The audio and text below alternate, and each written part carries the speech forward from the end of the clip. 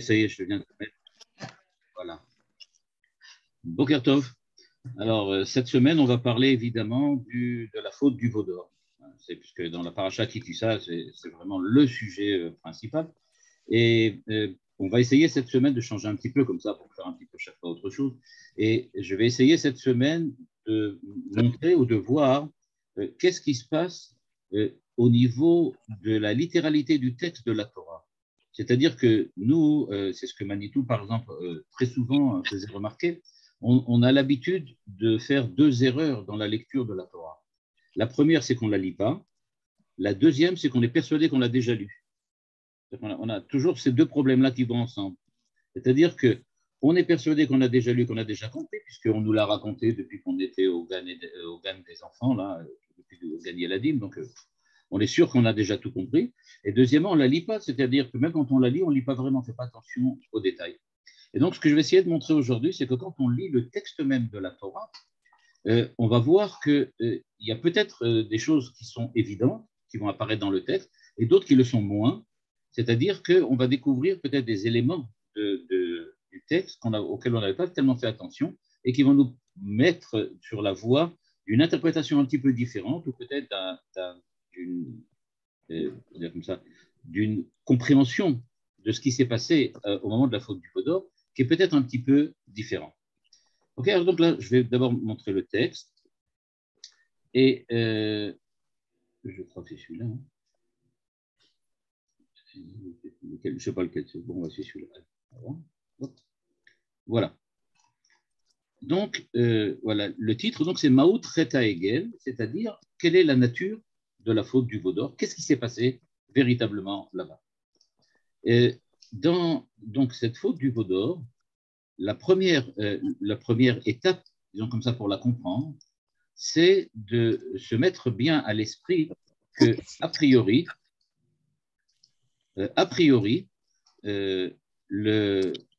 il est absolument impossible de dire, c'est ce que j'ai exprimé là en haut, là ce qui est en jaune, que les enfants d'Israël ont pensé que c'était un Dieu. C'est-à-dire, la première image que nous on a à l'esprit, c'est que les enfants d'Israël ont construit un veau d'or, et c'est donc une idole, c'est-à-dire que c'est un culte idolâtre. Ils ont donc mis en place un culte idolâtre. Mais c'est évident que ce n'est pas possible. Pourquoi c'est évident que ce n'est pas possible? Dieu vient de leur parler, je ne veux pas dire quelques minutes avant, mais presque. C'est-à-dire, Dieu leur a parlé pour leur dire Anochi Hashem Elokecha Sherotzeticha Meret Mitzrayim. Donc, c'est-à-dire, ils ont entendu Dieu lui-même, tout le monde l'a entendu, même d'après Rashi qui dit que c'est seulement les deux premiers commandements qui ont été véritablement donnés aux enfants d'Israël directement. Mais ils ont entendu les deux premiers commandements. Et dans les deux premiers commandements, c'était dit vraiment clairement Anochi Hashem Elokecha Sherotzeticha Meret Mitzrayim.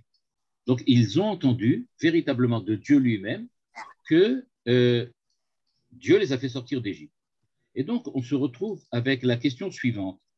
Mais alors, à ce moment-là, quand on va lire le verset qui nous dit que, je le lis là, Ele Elohecha Israël, Asher Elucha Meeret Mitzrayim. Une fois qu'ils ont construit le veau d'or, ils disent, voici ton Dieu Israël qui t'a fait monter d'Égypte. Comment c'est possible qu'ils en arrivent là? Il y a quelque chose d'absolument absurde. C'est-à-dire qu'il faut se replacer maintenant, avant même de commencer à lire la Torah, et c'est-à-dire à partir du moment où on a véritablement, simplement lu les premiers versets, on se rend compte qu'il y a une contradiction flagrante. D'une part, ils ont entendu Hashem Elokecha qui dit Ani Hashem Elokecha Sherotzeticha Meret Mitzrayim, et quand ils construisent le veau d'or, ils disent Ele Elohecha Sherelucha Meret Mitzrayim. Mais qui peut croire que c'est cette idole-là qui les a fait sortir d'Égypte quand 2 minutes avant, Dieu leur a dit lui-même, c'est moi qui les a fait sortir d'Égypte. Et donc, on va devoir essayer de comprendre ça de manière un peu plus, comme ça, un peu plus approfondie, et donc essayer de voir qu'est-ce qui s'est passé. Et donc, on va revenir un petit peu en arrière. Quand on regarde bien ce qui s'est passé, l'histoire telle que nous on la connaît, elle est la suivante. Les enfants d'Israël attendent que Moshe revienne. Moshe ne revient pas. Ils décident donc de remplacer Moshe ou de faire une idole, on ne sait pas encore, et c'est la faute du veau d'or. deux éléments dont il faut se rappeler tout de suite. Ils ne l'ont pas fait tout seul, ce veau d'or. Aaron lui-même y a participé, à tel point que dans un verset qui va apparaître plus tard, on va parler du Egel Zahav que a fait Aaron, Asher Asa Aaron. C'est-à-dire que la Torah dit bien que la paternité sur l'idée du veau d'or, ce n'est pas aux enfants d'Israël, c'est de Aaron lui-même. Donc, on voit que c'est plus complexe que ça en a l'air. Donc, dans la première idée, c'est de dire que on voit, d'après le Midrash, donc, que tout le monde connaît, que les enfants d'Israël ont attendu 40 jours, comme on leur avait dit, et puis, une fois qu'ils ont attendu 40 jours, le 40e jour, ils étaient persuadés que Moshe allait revenir. Moshe n'est pas revenu, ils ont perdu patience et ils ont décidé, à cause de ce dernier jour, de faire le veau d'or, et ça a été la catastrophe. Maintenant, ça c'est l'idée globale générale. Maintenant, regardez le texte lui-même, et vous allez voir que ce n'est pas ça. On va le commencer par le Perek Kavdalet, dans lequel il est écrit Vayomer Hashem el Moshe, je dis là où c'est écrit là où c'est souligné en jaune, je vais juste l'agrandir un petit peu, excusez-moi, voilà. Vayomer Hashem el Moshe, allez elai Ahara, ve'yesham, ve'etna lecha et luchot ha'even, va'torah ve'amitzvah, asher katavti le'orotam. Ok. Donc, Moshe, on lui demande de monter sur la montagne, je vais te donner les luchot, la Torah, la mitzvah. En gros, tu vas recevoir l'étape de la loi, la Torah écrite, la mitzvah, c'est-à-dire, semble-t-il, la Torah orale. Vayakom Moshe, veyoshua mesharto, vaya'al Moshe al hara Elokim. Moshe, accompagné de Yoshua, monte sur la montagne, c'est-à-dire sur le mont Sinaï. Il va donc recevoir l'étape de la loi. Les anciens du peuple avaient décidé de les accompagner aussi. On leur dit gentiment, Ve'elaskeni bama, et les anciens qui voulaient les accompagner, Shvu belanu beze, atchenashuv alechem. Restez ici jusqu'au moment où on reviendra. Veine Aaron vechur imachem. Et voilà, vous n'êtes pas seul. Il y a Aaron et Chour qui sont là tous deux. Mi bal dvarim yigash elehem. Tout celui qui a des problèmes, vous pouvez très bien vous tourner vers Aaron et Chour.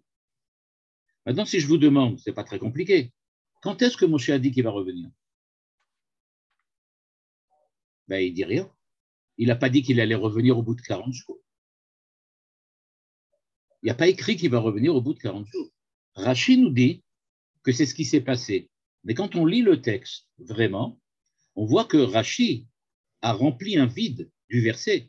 Le vide du verset, c'est qu'il y a écrit Ad Asher Nashu Alechem, jusqu'au moment où on va revenir. Et donc la question qui se pose, elle est la suivante. Si vraiment les enfants d'Israël ont reçu pour injonction d'attendre que viennent les Moshe, que Moshe revienne, alors il n'y a pas de raison qu'ils aient de l'impatience ou qu'ils savent que c'est plus tôt ou plus tard. Il n'y a pas écrit qu'il est resté 40 jours et qu'il devait rester 40 jours. Donc, il n'y a pas a priori de faute d'impatience comme on le suppose quand on lit Rashi. Et donc, c'est donc ça la première question, ou plutôt la première remarque. On se retrouve donc maintenant avec le texte qui nous dit que Moshe n'a absolument pas fixé de date de retour, il a simplement indiqué qu'il va revenir et qu'on l'attende. Donc, alors, qu'est-ce qui s'est passé vraiment? Ben, ce qui s'est passé, c'est plus compliqué que ça. On va le voir maintenant quand on va commencer à regarder plus tard, là où il est écrit Vayavo Moshe betor Anan, Vaya'al el ha'ar, Vayi Moshe ba'ar arba'im yom v'arba'im layla. C'est le verset qui a servi à Rashi. C'est le verset qui a servi à Rashi. Pourquoi? Rashi nous dit il avait prévu de rester 40 jours. Et donc, quand le 40e est arrivé et que les enfants d'Israël ont vu qu'il n'était pas encore revenu, eh bien, ils ont fait la faute du veau d'or. En fait, le texte nous montre quelque chose d'autre. Il nous dit que Moshe n'a pas indiqué de date de retour, mais c'est le texte de la Torah qui nous dit qu'il est resté là-bas 40 jours. C'est-à-dire que Rashi a comblé le vide du verset du premier par l'intermédiaire de l'information du second. C'est-à-dire que Moshe a lu le second verset, Yutret, étant donné que la Torah nous a indiqué 40 jours et que Moshe n'a rien dit, donc il a fait le rapprochement. Il a dit, en fait, il leur a dit que c'était 40 jours, mais quand il a, et donc le 40e, ils ont fouté. En fait, la lecture de la Torah nous indique que ce n'est pas exactement ça. En fait, ce qui s'est passé, si on ne lit pas d'après Rashi, eh bien, Moshe n'a pas donné de date de retour, c'est la Torah. C'est la Torah. Et il nous indique que voilà. Fermez les micros, s'il vous plaît. Et donc, c'est la Torah qui nous indique qu'il y a effectivement 40 jours, mais c'est la Torah qui nous l'indique. Elle nous dit simplement comme information, j'aurais pu dire, collatérale, il y a aussi 40 jours là-bas. Mais ce n'était pas dit dans on va dire comme ça, le dialogue entre Moshe et les enfants d'Israël. Et donc, maintenant, il faut voir ça d'une manière différente. Les enfants d'Israël entendent Moshe leur dire « Je vais revenir, attendez-moi ». On sait que ça va durer 40 jours, nous, parce qu'on a déjà lu le texte. Mais eux, ils ne savent rien du tout. Ils n'ont aucune idée combien de temps ça va durer. Et donc, première chose à remarquer, Moshe ne savait pas combien de temps il allait rester là-bas. Deuxièmement, Aaron ne savait pas non plus combien de temps il allait rester là-bas. Et maintenant, troisième personnage auquel on a déjà parlé, qui a priori, on se demande qu'est-ce qu'il fait là. Yoshua, qu'est-ce qu'il fait lui? Eh bien, Yoshua, d'après le texte que l'on comprend, il est situé quelque part sur le mont Sinaï, entre Moshe qui est en haut et Aaron qui est en bas. Et lui, il est au courant de rien du tout, ni de ce qui se passe en bas, ni de ce qui se passe en haut. C'est-à-dire que lui, il n'a aucune idée combien de temps il va attendre là-bas, mais il ne sait pas non plus ce que fait Aaron en bas avec l'histoire du veau. Et donc, on est dans une situation qui ne correspond pas exactement à ce que dit Rashi. Rashi, c'est une interprétation particulière. Et donc, le texte, a priori, semble dire qu'il ne savait pas quand est-ce que Moshe est revenu. Et donc, la faute d'impatience, ce n'est pas vraiment une faute d'impatience. Quand on ne connaît pas la date, c'est un petit peu différemment. Maintenant, alors, qu'est-ce qui s'est passé vraiment? Pour essayer de comprendre ce qui s'est passé, on va essayer de faire référence où et comment les choses se sont passées. Regardez maintenant ce qui s'est passé. Par exemple, dans ce premier verset, hein, Vel Moshe Amar, Ale El Hashem, Ata Aaron, Nadav, Avihu, Veshivi Maskenim, Veishtachavitem Merachov. Banigash Moshe Levado El Hashem, Ve'em lo yigashu, Ve'am lo yadu imo. Donc, quand il va chercher l'étape de la loi, on nous dit, voilà, venez, accompagnez-le, mais après ça, on va voir qu'il y a une gradation. Ça va rester différemment. Est-ce que c'est la première fois que Moshe est monté sur le mont Sinaï? En fait, non. Ce n'est pas la première fois. Cette fois-là où il est parti chercher l'étape de la loi et qui a provoqué la catastrophe, ce n'est pas la première fois. Regardez les versets suivants. Par exemple, Shemot Yutet, bien avant le verset que j'avais cité tout à l'heure.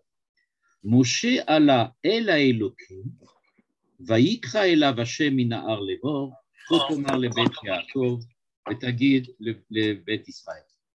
C'est-à-dire, on voit que dans le verset qui est avant les tables de la loi, c'est-à-dire avant les 10 commandements et la révélation de Dieu sur le mont Sinaï, Moshe est déjà monté sur le mont Sinaï vers Dieu et il a entendu de Dieu qu'il devait s'adresser aux enfants d'Israël et leur dire de se préparer à la réception de la Torah quelques semaines ou quelques jours après. Ensuite, on nous dit Vayered Hashem el har Sinai, vayikra Hashem le Moshe el rosh ha'ar, vaya'al Moshe. Un peu plus tard, au moment un petit peu avant, on sait qu'il y a le Naaseh Venishma, tout le dialogue qu'il y a entre Moshe, Israël et Dieu, est-ce qu'ils vont faire Naaseh Venishma, etc. Tout ça, ça a lieu dans une période durant laquelle on voit que Moshe fait des allers-retours entre Dieu et le peuple pour amener à Dieu la réponse, pour reprendre de Dieu l'intervention ou les ordres que Dieu veut accomplir par les enfants d'Israël. En tout cas, ce que l'on voit, on voit que Moshe est monté vers Dieu, Dieu est descendu sur le mont Sinaï, il a appelé Moshe, Moshe est remonté. Va Yomer Hashem el Moshe, Red, encore une fois, descend. pour prévenir les enfants d'Israël de ne pas essayer de monter sur le mont Sinaï eux aussi. C'est-à-dire, en fait, qu'est-ce qui s'est passé? La faute d'impatience, elle n'est pas du tout une faute d'impatience comme on l'imagine. C'est pas qu'il y avait écrit 40 et qu'il est revenu 40. Ça, c'est Rachid. C'est légitime, c'est Rachid. En fait, le texte semble nous dire quelque chose d'un peu différent. Les enfants d'Israël avaient l'habitude que Moshe monte sur le mont Sinaï et en redescende maximum quelques heures, quelques jours après. 40 jours et 40 nuits, ça jamais été. C'est-à-dire, la différence entre ce qui s'est passé maintenant au mont Sinaï, après pour la réception des tables de la loi, et toutes les autres fois où Moshe est monté sur le mont Sinaï, c'est que c'est la première fois où ça dure tellement longtemps. C'est-à-dire, en fait, que Moshe a disparu des enfants d'Israël, alors qu'ils avaient l'habitude que monter sur le mont Sinaï et redescendre, ça prenait entre quelques heures et quelques jours, mais pas plus. Et donc maintenant, on comprend que ce que disent les enfants d'Israël, c'est-à-dire que les enfants d'Israël, en voyant que Moshe ne revient pas au bout de 40 jours, mais ce n'est pas seulement au bout de 40 jours, c'est au bout d'une semaine, 2 semaines, 3 semaines. C'est-à-dire, en fait, ils attendent et Moshe ne revient pas. Et donc, la réaction des enfants d'Israël maintenant, ce n'est pas du tout une réaction d'impatience qui, je dois dire, est un petit peu, pas incompréhensible, mais difficile à accepter dans le contexte de l'histoire tel que Rachid nous le raconte. Parce que, qu'est-ce que ça veut dire que les enfants d'Israël ont attendu 40 jours et que puisqu'il n'est pas arrivé le 40e jour, brusquement, ils cassent un plomb et ils commencent automatiquement à faire une idole? On ne comprend pas très bien. Alors pourquoi? Sous prétexte que Dieu n'est pas apparu que Moshe n'est pas venu exactement à l'heure, alors il y a un problème. Ce n'est pas compréhensible. Par contre, si on regarde le texte tel qu'il est écrit, alors il nous semble effectivement qu'il y a quelque chose, oui, d'important. C'est-à-dire que le texte nous dit ils n'ont jamais eu l'expérience de la disparition de Moshe sur une période aussi longue. Et là, on peut comprendre. Parce que si on se replace dans le contexte, on est en tout et pour tout quelques semaines après la sortie d'Égypte. Ils sont sortis d'Égypte grâce à Moshe, grâce à Dieu évidemment, mais grâce à Moshe. Moshe les a fait sortir d'Égypte, les a libérés. Il va maintenant leur donner la Torah. Il leur a donné la Torah. Ils sont complètement, en tout cas psychologiquement et spirituellement, dépendants de la présence de Moshe. Pour eux, Moshe, c'est véritablement le pivot duquel dépend toute leur existence, toute leur vie, aussi bien spirituelle que matérielle. Tout dépend de Moshe. Or, c'est la première fois, nous dit le texte, que Moshe disparaît pour une période aussi. Et donc la question se pose pour les enfants d'Israël, qu'est-ce qu'on fait maintenant puisque Moshe a véritablement disparu? Donc, ce n'est pas une faute d'impatience, c'est autre chose. C'est tout simplement qu'ils sont perdus. Ils sont perdus parce que Moshe a disparu. Par exemple, regardez le verset Kaf Dalet, on est dans le même chapitre, au verset 12. Vayomer Hashem el Moshe, allez Elai Ahara, monte sur la montagne, Vehe Yesham ve'etna lecha et Luchot ha'even ha'Torah va'mitzvah. Le verset qu'on a vu tout à l'heure. D'après vous, combien de temps ça va prendre de donner à Moshe les tables de la loi, la Torah et la mitzvah? Pour les enfants d'Israël, il s'agit de quelque chose qui devrait prendre quelques minutes, mettons une demi-journée. Mais 40 jours, ils n'auraient jamais pu imaginer que ça va durer aussi longtemps. Étant donné que les autres fois où ils ont vu Moshe monter, ça a duré que quelques heures, voire un jour ou deux, on comprend qu'ils ne comprennent pas du tout maintenant pourquoi donner les tables de la loi, c'est-à-dire apporter un objet en tout et pour tout. Et remarquez que quand on va parler de la redescente de Moshe vers les enfants d'Israël, au moment où il va casser les tables de la loi, là-bas aussi on se retrouve avec une idée très spectaculaire, j'aurais pu dire. Moshe Rabbeinu ne descend pas enseigner quoi que ce soit. Il descend avec les tables de la loi. Quand il voit le veau d'or, il casse les tables de la loi. C'est-à-dire, en fait, qu'est-ce qui s'est passé? Pour recevoir l'objet table de la loi, ça a mis 40 jours. Les enfants d'Israël ne pouvaient pas imaginer que c'est ça le scénario qui avait été envisagé par Dieu et Moshe. Enfin, pas par Moshe, qui ne savait pas, mais par Dieu. Pour eux, donner les tables, on peut dire c'est l'essentiel, puisqu'on voit que c'est avec ça que tout se joue autour des tables. L'enseignement de la Torah chez Birtav et la Torah chez Béal Pé à Moshe, qui a duré 40 jours, et que le Midrash nous raconte longuement, en nous disant qu'il a attendu, qu'à chaque fois il racontait une paracha, qu'il laissait le temps à Moshe de réfléchir, etc.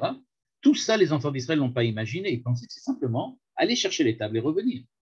Et donc, étant donné que Moshe n'est pas revenu, eh bien, ils ont cru qu'il avait complètement disparu. De plus, il faut savoir qu'il y a une petite différence entre les fois où Moshe est monté avant cette fois-là, avant l'histoire des tables, et les foires de la table. Pourquoi? Parce qu'il y a une différence aussi sur laquelle, quand on lit le texte, ça apparaît, mais on ne s'en est pas rendu compte tout de suite, c'est que la Torah nous précise bien que le mont Sinaï n'était pas dans le même état au moment où Moshe est parti chercher les tables que les autres fois.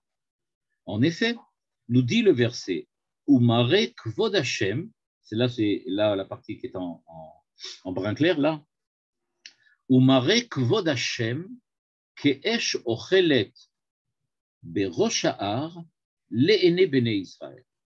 C'est-à-dire que la Torah nous précise bien que le mont Sinaï était couvert par une nuée de feu brûlant sur le sommet de la montagne. C'est-à-dire que les autres fois, le mont Sinaï n'avait absolument aucun, on peut dire comme ça, n'était le lieu d'aucun miracle. Il n'y avait rien de particulier qui se produisait. C'était une montagne. Moshe montait en haut, Dieu lui parlait en haut et il redescendait. Donc la montagne voulait seulement indiquer que Moshe s'élevait. Il était en train de partir vers Dieu et il revenait. Là, c'est différent. Il y a une nuée de feu, de flammes, etc. C'est-à-dire que c'est beaucoup plus menaçant maintenant qu'avant. C'est-à-dire que pour les enfants d'Israël, le feu qu'ils voient maintenant sur le mont Sinaï, c'est quelque chose d'extrêmement menaçant. C'est un Dieu menaçant.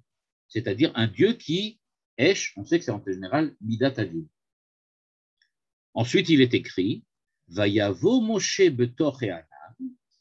Et à ce moment-là, on en dit eh bien, Moshe est rentré dans cette nuée de feu, Vaya al-Alahar, il est monté sur la montagne et il y est resté 40 jours et 40 nuits. Ce que les enfants d'Israël, évidemment, ne pouvaient pas imaginer. Et donc, ce qui s'est passé, c'est que les enfants d'Israël ont vu Dieu en colère, c'est-à-dire les flammes en haut du mont Sinaï, c'est-à-dire quelque chose de menaçant. Ils ont vu Moshe disparaître dans les flammes, et au lieu de revenir comme d'habitude après quelques heures ou quelques jours, il ne revient pas du tout. Il se passe une semaine, 2 semaines, 3 semaines, 4 semaines. Je rappelle, 40 jours, c'est quand même long. Il s'agit pratiquement d'un mois et demi, plus qu'un mois et demi. Ça fait, pendant un mois et demi, ils attendent et Moshe ne revient pas. Maintenant, quand je regarde ce texte-là et que je le lis, je me pose la question inverse. Mais pourquoi ils ne l'ont pas fait avant le veau d'or? Parce que, en fait, tout semblait dire que Moshe Rabbeinu a disparu, a été brûlé, ou il est monté dans les flammes comme le prêtre, comme le prophète Élie, qui est monté dans les flammes vers Dieu, etc.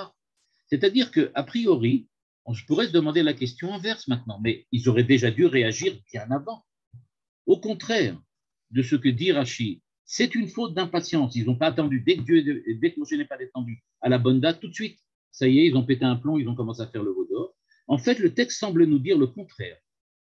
Ils avaient une patience infinie. Ils ont attendu 40 jours. Et ça ne marchait toujours pas. Il n'y avait toujours rien. Et donc, ils se sont dit, Moshe a disparu. Il y a quelque chose d'impressionnant aussi, parce qu'on ne fait pas toujours le rapport. Là, je vais le faire maintenant.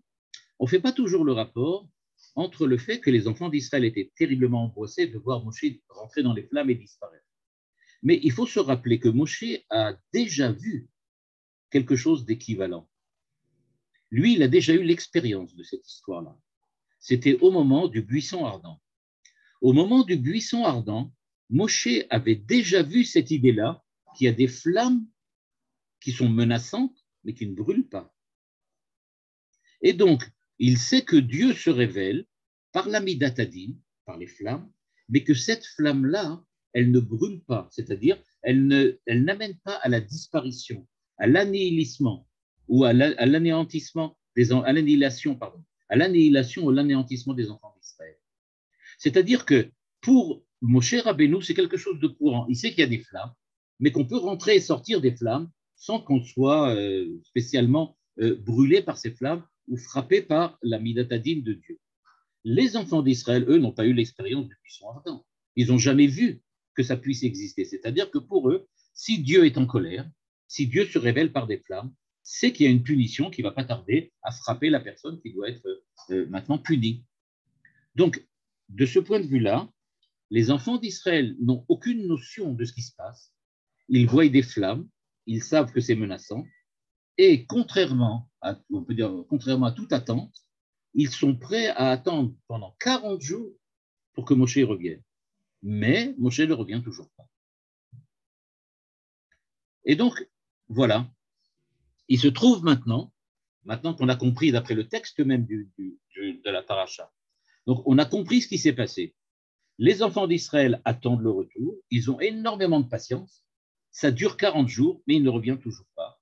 Et au bout de 40 jours, peut-être que c'est une date particulière, j'expliquerai tout à l'heure qu'en fait, le chiffre 40 représente une symbolique très, très particulière dans la Torah. Et donc, les 40 jours en question, ils attendent. Et maintenant, qu'est-ce qu'on fait? Le véritable problème qui se pose, c'est-à-dire que maintenant, ils ont devant eux 3 possibilités. Quelles sont les 3 possibilités? Première possibilité, ce qui est exprimé ici, là en jaune, les Ishaer Netushim Bamidbar. Première possibilité, rester dans le désert et attendre. Pourquoi? Moshe a disparu, ça y est, il est pratiquement sûr qu'il est déjà mort. Et donc, Moshe ayant complètement disparu, qu'est-ce qu'on fait? On reste là où on est. On ne sait pas quoi faire. Deuxième possibilité, revenir en Égypte. Troisième possibilité, avancer. Et donc, la question que se posent les enfants d'Israël maintenant, elle est très simple. Qu'est-ce qu'on fait? On reste, on revient ou on continue? C'est ça ce qui s'est passé. C'est-à-dire, replacer tout ça dans son contexte, eh bien, les enfants d'Israël ont perdu Moshe, c'est-à-dire qu'ils ont perdu le guide aussi bien spirituel que matériel, c'est-à-dire spirituel en tant que celui qui leur apportait les valeurs de la Torah et les valeurs qu'il avait déjà commencé à révéler avec les mitzvot au moment où ils sont sortis d'Égypte, et deuxièmement, aussi d'un point de vue matériel, c'est lui qui sait où il faut aller, comment il faut aller et comment le faire. Et donc, ils sont complètement perdus. Ils attendent. Et en fin de compte, ce qu'ils décident, de concert avec Aaron à Cohen, le frère de Moshe, avec Aaron à Cohen, ils décident d'aller et de continuer vers Eretz Israël. Ils décident de continuer. Et donc, puisqu'ils décident de continuer, eh bien, il leur faut quelqu'un maintenant qui va les guider et qui remplace Moshe. Voilà ce que Dieu leur avait dit avant, dans le verset ici de Shemot, Kaf Gimel Gimel. Dieu leur avait dit, Ine anochi sholeach malach lefanecha, il avait annoncé à Israël, je vais envoyer un ange lefanecha, devant toi, lishmor chabaderer, pour te garder en chemin, ou la viacha el amakom asher achinuti. C'est-à-dire, Dieu leur avait dit, je vais vous envoyer un malach, un ange. Il a 2 fonctions. Il doit vous protéger durant le périple qui doit vous amener en Israël et il doit vous guider vers le pays. Et donc, qu'est-ce qui se passe? Les enfants d'Israël ont attendu déjà 40 jours. Ils ont fait preuve d'une énorme patience. Ils ont attendu pendant 40 jours. Après qu'ils ont attendu pendant 40 jours, ils décident, on n'a pas le choix maintenant, on ne va pas revenir en Égypte, on ne va pas rester là encore à attendre, c'est fini, on a déjà eu assez de patience, on a assez attendu, il faut maintenant avancer. Et voilà ce que le texte nous dit dans notre paracha, nous, cette semaine. Qu'est-ce qui s'est passé? Vayar ha'am ki boshesh Moshe laredet mina'ar. ils ont vu que Moshe n'arrivait toujours pas, il ne descendait toujours pas de la montagne. Vaïkaël Ha'am ala Aaron. Qu'est-ce qu'ils ont fait? Ils se sont rassemblés et ils se sont adressés à Aaron. Pourquoi? Parce que Moshe leur avait dit, si jamais vous avez un problème, il y a Aaron et Hur qui sont avec vous, c'est eux qui résoudront les problèmes. Et donc, ils vont voir Aaron et ils lui disent, on a un problème, il y a un gros problème, on n'a plus de patience, on en a assez, ça fait 40 jours qu'on attend, si Moshe n'est toujours pas arrivé, ça veut dire que, il est caniré, il a disparu dans les flammes là-haut, il est déjà mort. Vayomru elav kum aselanu Elohim asher yelchu lefanenu. Il leur dit, allez, fais-nous un Dieu qui va aller lefanenu, qui va aller devant nous. C'est-à-dire, en fait, qu'est-ce que disent les enfants d'Israël? Regardez le verset d'en haut, celui qui est souligné. Dieu leur avait dit, je vous envoie malach lefanecha. Je vais t'envoyer un ange devant toi. Eh bien, on sait que Bene Elohim, Elohim, c'est un terme qui est utilisé aussi pour dire un ange. On sait par exemple qu'au moment du déluge, on parle des Bene Elohim sheitratnu in bnot Adam, qu'il y a eu des Bene Elohim, c'est-à-dire des anges, qui sont descendus et qui se sont mariés avec les femmes des hommes. Et donc, ce que demandent maintenant les enfants d'Israël à Aaron, c'est de lui dire, fais-nous apparaître un ange qui va nous accompagner vers la terre d'Israël. En gros, qu'est-ce qu'ils disent?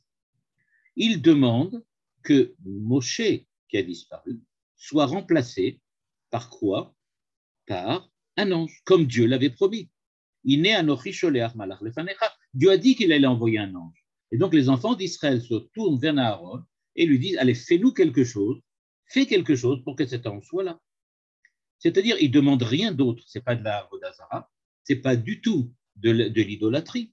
Il s'agit tout simplement de remplacer l'ange que Dieu avait promis. Et ça nous explique pourquoi ils utilisent le terme Elohim. Ils utilisent le terme Elohim parce qu'ils ne parlent pas de Dieu ici. Ils parlent de l'ange, comme on parle en général d'un ange, on parle ça, les Bene Elohim. Parce que, disent-ils, Kizé Moshe Aish, Asher Elanu Me'eret Mitzrayim, Lo Yadanu Me'ayalo. Parce que, et maintenant regardez bien ce que ça veut dire. Quand Dieu a dit, je vais envoyer un ange, où est l'ange en question? Où est-ce qu'il est? Alors certains disent c'est les nuées. Les nuées, c'est l'ange. Bon, d'accord, les nuées, ce n'est pas un ange, c'est autre chose. Alors où il est cet ange? Eh bien, les enfants d'Israël nous disent exactement dans le verset qui c'est l'ange. L'ange, c'est Moshe. C'est-à-dire, en fait, qu'est-ce que les enfants d'Israël font? Ils nous disent, en fait, nous avons compris que l'ange qui doit nous amener en Eretz Israël, c'est Moshe. C'est celui qui a été choisi, Moshe Aish. Il a été choisi comme l'ange de Dieu.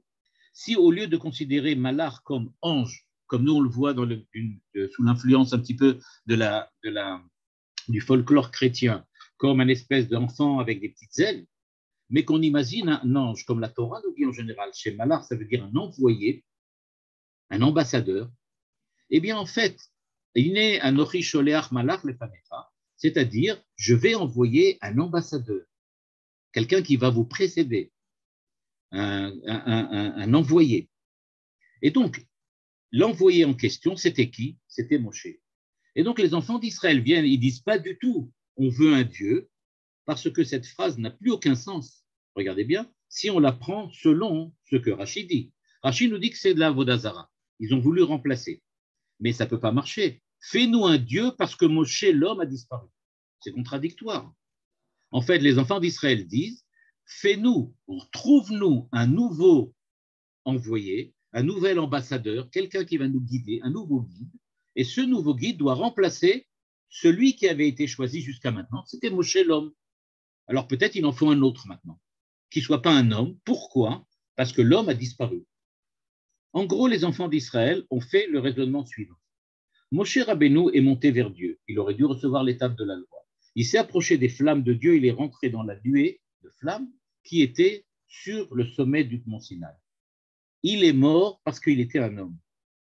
C'est-à-dire, ça a fonctionné, le fait qu'il nous a aidés jusqu'à maintenant, en tant qu'homme, mais maintenant, quand il est rentré en contact direct avec Dieu, eh bien, il n'a pas pu être capable de supporter la présence divine et il en est mort. De là, les enfants d'Israël disent à Aaron, il faut trouver quelque chose d'autre qui ne soit pas humain, comme Moshe. Quelque chose qui dépasse Moshe de ce point de vue-là et qui soit à un niveau plus élevé que Moshe du point de vue spirituel, pour être capable d'être en contact avec nous. Et donc, comme on le remarque ici, il demandait, Dieu a dit, j'enverrai un malach, un envoyé devant toi pour te guider, c'est-à-dire devant toi pour te guider. Eh bien, il demande, envoie-nous un ange, un envoyé qui va marcher devant nous, qui va nous guider. Et donc, comme dit le Kuzari, et comme disent d'autres commentateurs, le texte de la Torah ne semble pas aller dans la direction de Rashi, mais plutôt dans la direction des autres commentateurs qui disent qu'en fait, le problème, c'était le problème du guide qui devait guider les enfants d'Israël. Et donc, c'est ça ce que Moshe a représenté aux yeux des enfants d'Israël. Et le malach dont on parlait, eh bien, c'est le malach qui était Moshe. C'est Moshe qui était le malach qui devait les accompagner. Je rappelle qu'il y a encore un autre verset dans lequel, par la suite, 2 versets après, il est écrit Ki yeler malachi lefanecha, mon malach, il va être devant moi, mon envoyé sera devant toi, va te guider, et il va t'amener sur Aémori, Achiti, Aprizi, Aknani, Achiti, aussi, Veikrati, et il va les détruire. C'est-à-dire, pour eux, Moshe, c'est véritablement le vrai malach. C'est lui le malach, c'est lui l'envoyé, parce que c'est lui qui doit a priori les prendre et les amener. Et donc maintenant, ils demandent, OK, trouve-nous un envoyé. Et comme j'ai expliqué, ils veulent un envoyé qui soit un peu plus fort, puissant que Moshe. Et donc, il lui dit, trouve-nous quelque chose qui remplace le malach. Il ne s'agit pas de remplacer Moshe, il s'agit de remplacer l'envoyé de Dieu. Ce n'est pas Moshe qui est un problème pour les enfants d'Israël. Pour les enfants d'Israël, c'est la réalisation de la prophétie que Moshe a eue et qu'il a transmise aux enfants d'Israël, et qui est que Dieu a promis de les accompagner. Regardez bien, de les accompagner. C'est-à-dire, Dieu dit, je vais vous accompagner par mon envoyé, par mon ambassadeur, par mon guide. Il va vous faire passer le désert et il va vous aider à détruire les peuples qui habitent sur la terre d'Israël, qui est votre terre, pour que vous puissiez la conquérir et vous y installer. Donc le problème ici, ce n'est pas du tout Moshe. Les enfants d'Israël ne sont pas ni pour ni contre Moshe. Ce qu'ils veulent, c'est qu'on leur donne ce que Dieu a promis, c'est-à-dire quelque chose qui représente la présence de Dieu avec eux pour les accompagner durant le périple du désert et l'entrée en Eretz Israël. En fait, ce n'est pas du tout de l'idolâtrie quand on lit le texte a priori, mais il s'agit d'autre chose. Ils demandent que Dieu soit là, que Dieu soit présent, par l'intermédiaire d'un messager, par l'intermédiaire d'un envoyé. Qui est ce messager? Jusqu'à présent, c'était Moshe, maintenant ça va être le veau d'or. Est-ce que c'est problématique? Tel que je l'ai montré maintenant, pas vraiment. Il n'y a rien de vraiment très grave là-dedans. Et là, le problème qu'on va se poser maintenant, c'est de dire, mais alors où est la faute? Parce que tel qu'on y avance maintenant, il n'y a rien. Il n'y a aucune faute. Il n'y a rien. Regardez ce qui se passe. Il demande, fais-nous Elohim, Sherielchou Lefané.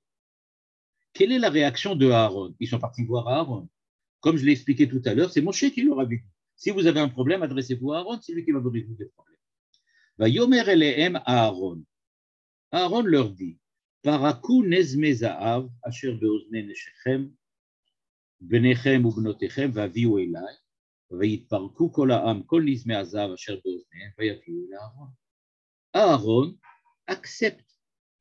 C'est-à-dire, si vraiment c'est de la Avodah Zarah, c'est clair qu'Aaron ne va pas accepter. Mais maintenant qu'on a compris que ce n'est pas du tout de la Avodah Zarah, c'est que Aaron aussi attendait et lui aussi n'était pas au courant. Il ne savait pas quand est-ce que Moshe allait revenir. Et donc, lui aussi, il a compris que Moshe a disparu. Il ne sait pas pourquoi et comment. Et d'ailleurs, les enfants d'Israël ne lui disent pas, hein, il est mort. Ils disent simplement, c'est pas ce qui s'est passé. On n'était pas là-bas, nous en haut, dans les flammes. On ne sait pas ce qui s'est passé. Et donc, qu'est-ce que c'est que le Hegel Zahav? Qu'est-ce que c'est que ce veau d'or? Eh bien, c'est le représentant de l'ange, de l'envoyé que les enfants d'Israël voient dans leur, on va dire comme ça, dans leur périple, comme celui qui va être le lieu de résidence de la providence divine. Je rappelle que beaucoup de commentateurs posent la question, quelle est la différence en fait entre les anges qui étaient dans le Kodesh HaKodashim et le veau d'or qui était là-bas dehors? Quelle est la différence? C'est-à-dire, en fait, dans les deux cas, il s'agit d'un objet qui vient symboliser la présence de Dieu. Et donc, ici, je vous ai montré ici, il y a le Kuzari et Ramban, c'était des Rabbi Yehuda Halevi et Ramban, Nachmanide, qui tous les deux vont dans cette même direction de pensée, à savoir que le veau d'or, ce n'est pas de la Avodazara, ce n'est pas de l'idolâtrie, c'est qu'en fait, ils veulent symboliser la présence de Dieu avec eux. C'est-à-dire qu'ils veulent que Dieu continue à les accompagner, même quand Moshe a disparu. Jusqu'à présent, donc, on va dans la direction de pensée du Kuzari, de Ramban, et donc, ils veulent simplement symboliser la présence de Dieu en tant que guide. C'est-à-dire, ils veulent toujours être en contact avec Dieu. Ils espèrent que Dieu va trouver un prophète qui leur transmettra ses ordres. En attendant, ce qu'ils veulent symboliser par le veau d'or, c'est simplement que Dieu est là avec eux, comme Dieu l'a promis. Et donc, pour eux, ça symbolise l'envoyé, ça symbolise le messager. Et il y a quand même un petit problème, c'est qu'un veau d'or, ça ressemble à une idole, même si on a des bonnes intentions. Eh bien, ce qui va se passer, c'est que Aaron va faire quelque chose qui nous semble tout à fait naturel, mais qui est absolument incompréhensible dans la perspective de Rashi, c'est qu'il décide Chag Lashem Machar. Chag Lashem Machar. Aaron dit, et alors on se demande la question, et il dit demain, on va faire une fête pour Dieu. Chag Lashem. Si on considère que c'est de la Avodazara, qu'est-ce que ça veut dire Chag Lashem? Ah, ils viennent de construire un veau d'or, c'est-à-dire ils viennent de construire une idole. Alors, il ne peut pas s'agir de faire une fête pour Dieu. Mais en fait, Aaron est tout à fait sûr et persuadé qu'il ne s'agit pas du tout de Avodazara. Il s'agit d'autre chose complètement différente. Il s'agit de quoi? De remplacer l'envoyé de Dieu et qu'il va être, cet envoyé-là, le veau d'or, la présence de Dieu, représenter la présence de Dieu, symboliser la présence de Dieu. Et donc, il leur dit, Chag Lashem Machar. Il y a demain une fête pour Dieu qui va être maintenant parmi nous. En fait, qu'est-ce que dit Aaron? Maintenant que j'ai construit le veau d'or, que j'ai fabriqué le veau d'or, eh bien Dieu est revenu parmi nous. Donc demain, nous allons faire une fête pour Dieu, parce que Dieu est revenu. Jusqu'à présent, depuis 40 jours, Dieu a disparu. Le seul représentant de la présence de Dieu, c'était Moshe. Or, Moshe a disparu. Donc, on ne sait pas si Dieu est encore avec nous ou pas. Mais maintenant qu'on a construit le veau d'or, qu'on a fabriqué le veau d'or, Dieu va revenir. Je rappelle que d'après la plupart des commentateurs, le tabernacle a été construit après la faute du veau d'or. C'est-à-dire que Dieu a bien remarqué qu'il y a un problème. Les enfants d'Israël veulent être avec Dieu, c'est-à-dire ils veulent sentir la présence de Dieu en permanence. Et donc, il va construire le tabernacle après. Et donc, c'est ça ce que les enfants d'Israël demandent. Ils demandent un tabernacle. Ils demandent quelque chose dans lequel Dieu va résider, et c'est celui qui va nous accompagner pour qu'on ait confiance maintenant qu'on va réussir à se balader dans le désert et ensuite de rentrer et de faire la guerre contre les peuples qui sont en Eretz Israël. Et regardez maintenant ce qui se passe. Dans la paracha de Mishpatim, qu'est-ce qu'il est écrit? Vayirtov Moshe et kol divrei Hashem. Donc, après que Moshe était sur le mont Sinaï, il a écrit la Torah Shebirtav, Vayashkem Baboker, il s'est levé le matin, Vayiven Mizbeach Tachata'a, il a construit un autel, où Shtem Esre Matsevot, le Shnem Esre Asar Shvatim Israël. Et il a mis 12 pierres pour représenter les 12 tribus. Vayishlach et Naare Bene Israël, il a demandé aux Naare Bene Israël, c'est-à-dire à des hommes, des enfants d'Israël, et d'y faire des korbanot pour Dieu, Parim, Shlamim ou Parim. Ça, c'est ce que Moshe fait dans Parashat Mishpatim après que Dieu se soit révélé sur le mont Sinaï. C'est-à-dire que Aaron recommence à faire exactement ce que Moshe avait fait après la théophanie sinaïque. C'est-à-dire qu'il ne s'agit pas du tout de remettre en cause la présence de Dieu, mais au contraire, la fête que Aaron décide d'entamer le lendemain, c'est pour montrer que c'est exactement la même chose qu'avait fait Moshe. Regardez ce que maintenant fait Aaron, et vous allez voir que dans le texte de la Torah, on retrouve, je l'ai surligné avec des couleurs différentes, on retrouve exactement les mêmes thèmes. Il y a écrit Vayar Aaron, Vayiven Mizbeach Lefanav, Vayikra Aaron Vayomer Chag Lashem Machar. Il a construit un autel comme Moshe en avait construit un. Exactement pareil. Vayashkimu mimachorat, le lendemain matin, comme Moshe, Vayashkem baboker, tout de suite. Vayalu olot, vayagishu shlam.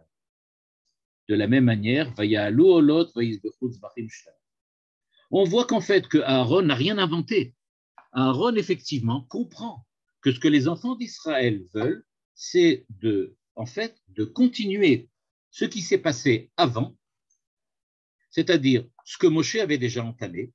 Maintenant, Moshe a disparu. Il faut maintenant un remplaçant. Il faut qu'on ait la présence de Dieu avec nous, parce que sans cela, on n'est pas du tout sûr, on n'est pas du tout dans la perspective qu'on va réussir à faire tout ce que Dieu nous demande. Les épreuves risquent d'être trop grandes. Et donc, c'est pour ça que Aaron revient exactement sur la même structure de réponse à la présence de Dieu, c'est-à-dire on se lève le matin, on construit un autel et on fait des corbanotes. Et on fait des offrandes. Et donc, ce que l'on voit, c'est que les enfants d'Israël, véritablement, ont demandé ce que tout le monde aurait dû demander. Et c'est pour ça qu'Aaron accepte. Et Aaron réagit comme Moshe, c'est-à-dire qu'il dit « Ok, tout va très bien ». Et maintenant, je n'aurais pas dû dire « Tout va très bien, Madame la Marquise », mais presque. Je reviens un petit peu sur un verset. Il y a un petit passage que je n'ai pas expliqué maintenant, mais qui est extrêmement important. Il y a écrit « Ou shtem esre matseva le shnem asar shifte Israël ». C'est-à-dire, qu'est-ce qu'a fait Moshe? Il a pris 12 pierres qu'il a mis sous forme d'un monument. Il en a fait un monument. Eh bien, le veau d'or, ce n'est pas différent du monument que Moshe a construit. Et donc, quand les enfants d'Israël font le veau d'or, ce n'est pas pour faire une idole, c'est pour faire matseva. Ils sont en train de faire un monument qui représente la présence de Dieu en Israël, sur Israël. Les 12 pierres qu'il y avait à l'époque que Moshe avait fait, c'était 12 pierres qui venaient bien montrer que Dieu est présent parmi les 12 tribus. Le veau d'or, c'est exactement la même chose. Les 12 tribus représentent la présence de Dieu. Eh bien, ici, c'est le veau d'or qui représente la présence de Dieu. Et donc, ce que le veau d'or représente, c'est qu'il va être le malach, le guide des enfants d'Israël, c'est-à-dire qu'il va symboliser le fait que Dieu les guide par l'intermédiaire de quelqu'un ou de quelque chose, et que c'est cela ce que les enfants d'Israël attendent. OK. Maintenant qu'on voit ça d'une manière un petit peu différente, c'est pas complètement différent, hein, c'est pas complètement différent, mais en tout cas, on voit maintenant que c'est pas du tout ce qu'on imagine. Et je vais ressouligner encore l'autre idée qui est que plus ça va, et moins on comprend pourquoi c'est une faute. C'est-à-dire que, a priori, tel que je l'ai montré maintenant d'après les versets, pourquoi Dieu s'est-il mis en colère? Pourquoi Moshe a-t-il réagi comme il a réagi? Eh bien, c'est qu'en fait, le problème n'est pas du tout au niveau de la construction, ou pardon, de la fabrication du veau d'or, qui était l'équivalent de la fabrication des 12 matzevot. Le véritable problème, il est dans la partie du verset que je n'ai pas lu, ou que j'ai lu très rapidement sans le lire. C'est que dans ce verset-là, dans Parashat Kitissa, il y a autre chose. Il est écrit « Vayeshev ha'am le'echol, ve'shato, vayakumu le'tzachek ». Ça, ce n'est pas écrit au moment où Moshe avait fait les 12 pierres. C'est-à-dire que le problème qui se pose maintenant, ce n'est pas du tout un problème au niveau, j'allais dire, de la relation entre le peuple d'Israël et Dieu. C'est au problème, j'aurais pu dire comme ça, de la morale, pas primitive, mais primaire. Vayakumu le'tzachek. Il y a quelque chose qui ne fonctionne pas dans le comportement des enfants d'Israël.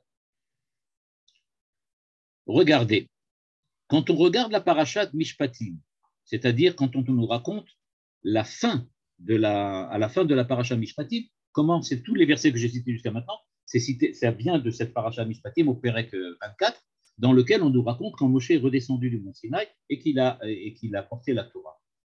Il y a écrit que là-bas, il y avait donc tous les anciens, il y avait Aaron, Hur, il y avait Yoshua, tout le monde attendait Moshe, il est descendu, et maintenant, qu'est-ce qui se passe? Vayechezu et Elohim, vayochlu, vayishtu. C'est-à-dire, ils ont vu Elohim, mais regardez bien, petite question, ils ont vu Dieu? Sûrement pas. Ils n'ont pas vu Dieu, ils ont vu quelque chose. C'est-à-dire, ils ont eu une vision prophétique. Et donc, le mot Elohim ici, il aussi ne veut pas dire Dieu directement. Et tous les mefarshim le disent, il ne s'agit pas de Dieu mamash. On ne peut pas voir Dieu. Et ça veut dire qu'ils ont une vision prophétique. Vayochlu, vayishtu. Et donc, ils ont décidé de faire un repas pour fêter cette vision prophétique. La différence avec le Hegel, c'est qu'ils ont fait pareil. Ils ont vu Dieu, Vayechezu à Elohim. Ils ont vu le veau d'or, c'est-à-dire ils ont vu maintenant que Dieu allait les accompagner grâce à la présence du veau d'or, mais ils ont fait autre chose. Vayeshev ha'am le'echol ve'shato, ça marche. Aval, vayakumu le'tzachek. C'est-à-dire que maintenant, ce qui s'est passé, c'est que la fête que les enfants d'Israël, la fête que, je réexplique, pardon, je reviens, la fête que Aaron avait intronisée et qui maintenant avait instauré, pardon, la fête que Aaron avait instaurée et que les enfants d'Israël ont commencé à célébrer, cette fête a tourné mal. C'est la fête qui a tourné mal. Ce n'est pas le problème du veau d'or. Parce que, comme on a dit, les veaux d'or, c'est comme les matzevot. Ça n'a pas aucun rapport avec la avodah zarah. Et donc, ce qui s'est passé, c'est qu'il y a eu un problème, c'est que la fête a mal tourné et que ça a commencé à dériver en débauche totale. Quand Moshe vient, maintenant on parle de Perek Lamed Bet, et qu'il descend avec les tables de la loi, Vayar et Hegel ou Mecholot. Il a vu le Hegel. Alors, je vais rajouter petite parenthèse. Ça ne l'a pas trop choqué. Mecholot, il a vu les danses, Vaïcharaf Moshe. Et à ce moment-là, Moshe s'est mis en colère. Il dit, qu'est-ce que c'est que cette débauche? Qu'est-ce que c'est que ce truc? C'est-à-dire que quand Moshe est venu, son problème, c'était les Mecholot. C'est-à-dire le fait qu'il a compris que c'est de la débauche. Et quand il s'adresse à Yoshua, dans les versets qui sont soulignés ici, au milieu, Vayishma Yoshua et kol ha'am bereo. C'est-à-dire que, qu'est-ce qui s'est passé? Yoshua a tendu la débauche, et c'est ça qui l'a choqué. Vayomer el Moshe kol milchama b'machane. Point d'interrogation. Qu'est-ce qui se passe? Il y a la guerre. Qu'est-ce que c'est que ces hurlements-là? Vayomer Moshe en kol anot gvura, en kol anot anochi shomer. C'est stam de la débauche. C'est-à-dire, en fait, ce qui s'est passé, c'est que j'aurais pu dire comme ça, la célébration de la fête pour Dieu que Aaron avait instaurée pour pouvoir bien montrer que maintenant, à partir de maintenant, on peut continuer la sortie d'Égypte, que la sortie d'Égypte ne s'interrompt pas par la disparition de Moshe, eh bien, cette fête a tourné à la débauche et donc tout est devenu différent. Et donc, en fait, qu'est-ce qui s'est passé? Ce qui s'est passé, c'est que Moshe Rabbeinu se rend compte que le peuple d'Israël n'a pas réussi à intégrer au niveau de la morale les valeurs de la Torah. Ils ont bien compris qu'ils sont en rapport avec la transcendance divine, mais ils n'ont pas encore véritablement acquis cette capacité à être avec Dieu d'un point de vue moral, éthique dans la société. Et donc, la colère de Dieu, ce n'est pas vraiment une colère, comme je l'ai écrit ici. Akadosh Baruch Hu lo haya rak koes, ou haya meurzav. C'est-à-dire, il y avait une déception. Qu'est-ce que le Chet HaEgel a montré dans cette interprétation? Elle a montré que les enfants d'Israël sont revenus à la culture égyptienne. Ils ont repris, ce qui a repris le dessus, c'est la culture égyptienne. La culture égyptienne qui fait des fêtes simplement pour le plaisir des corps et le plaisir de l'âme et qui fait de la débauche, eh bien, ce qui s'est passé, c'est ce que maintenant les enfants d'Israël ont voulu faire quelque chose on peut dire comme ça, de correct, mais à cause de leur manque de maturité spirituelle, ça a tourné à la débauche. Et regardez comment Dieu dit à Moshe. Vaidaber Hashem el Moshe l'er red kishifatamcha, saru maer mina derer asher tzivitim. C'est-à-dire, ils se sont détournés du chemin que je leur avais ordonné. Iné amazé am keshe orefu. Ils disent pas que c'est quelqu'un, ils disent pas que c'est un peuple idolâtre, mais ils disent que c'est quelqu'un qui est keshe oref. Qu'est-ce que ça veut dire oref? Têtu. Pourquoi il est têtu? En quoi ça veut dire? Qu'est-ce que ça veut dire qu'il est têtu? Eh bien, ça veut dire que quand quelqu'un est têtu, c'est-à-dire qu'il reste sur ses positions et qu'il ne change pas. C'est ça ce que Moshe leur reproche, et ce que Dieu reproche à les enfants d'Israël. Ils sont keshe oref. Ils ont gardé, malgré toutes les expériences qu'ils ont eues avec les 10 plaies, avec la révélation du mont Sinaï, ils sont encore attachés à la culture égyptienne. Ils sont têtus, ils n'arrivent pas à changer. Et leur problème, dit Dieu, c'est qu'ils demandent qu'ils changent, qu'ils deviennent différents et qu'ils n'arrivent pas à être différents. Regardez ce que dit maintenant Aaron pour s'excuser. Quant à Aaron, Moshe lui reproche, mais qu'est-ce que tu as fait?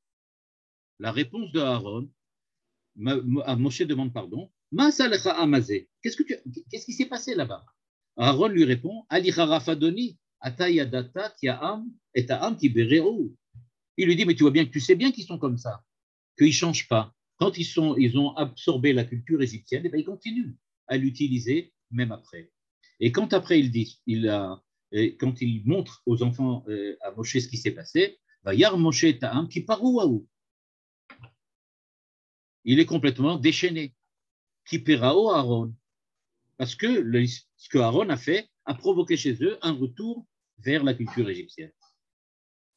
Et donc, ce qui s'est passé, c'est que, en fin de compte, les enfants d'Israël vont subir deux choses très étonnantes.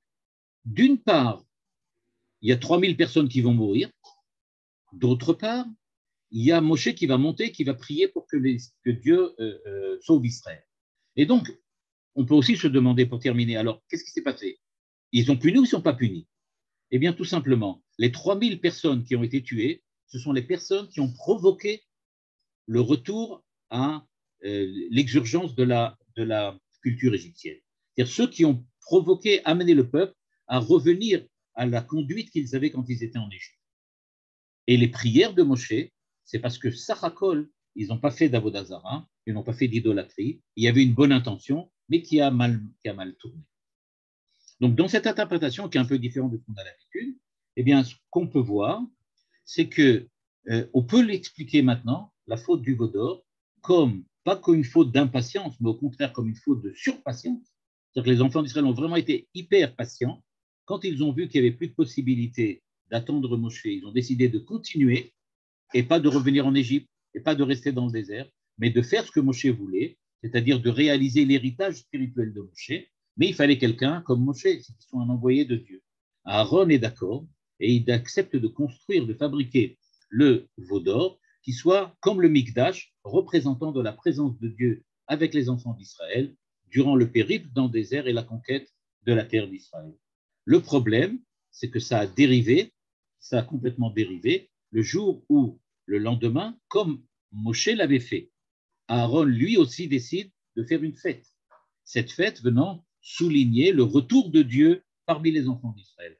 Cette fête tourne à la débauche sous l'influence de la culture égyptienne qu'ils avaient déjà avant et l'intervention de 3000 personnes qui étaient 3000 personnes du peuple, qui étaient ceux qui ont poussé à la débauche. On peut dire comme ça, cette initiative négative de ces gens-là a provoqué que Moshe doit réagir, et quand il descend et qu'il voit la débauche, il se tourne vers Aaron et lui demande, mais alors qu'est-ce qui s'est passé? Aaron lui répond, c'est eux, qu'est-ce que je peux faire? Moi, eux, on avait fait quelque chose de bien au départ, mais ça a complètement dérapé le jour où on a essayé de faire de la débauche. Et donc, c'est pour cela que d'une part, on va condamner à mort tous ceux qui ont provoqué la débauche, et que d'autre part, Moshe va monter sur le mont Sinaï et demander à Dieu de pardonner aux enfants d'Israël qui n'avaient pas rien fait, qui, du point de vue théologique, n'ont rien fait de véritablement grave. Leur intention était bonne, mais c'est simplement que ça a dérapé à cause de mauvaises influences qui n'avaient pas encore réussi à se libérer et à purifier depuis qu'ils étaient sortis d'Égypte. Voilà.